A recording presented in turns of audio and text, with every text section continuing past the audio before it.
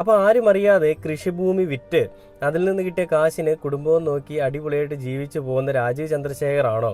കഷ്ടപ്പെട്ട് പണിയെടുത്ത് ഇഷ്ടപ്പെട്ട വാഹനം വാങ്ങുന്ന മമ്മൂട്ടിയും മമ്മൂട്ടിയുടെ മകനുമാണോ ഈ രാജ്യദ്രോഹികൾ?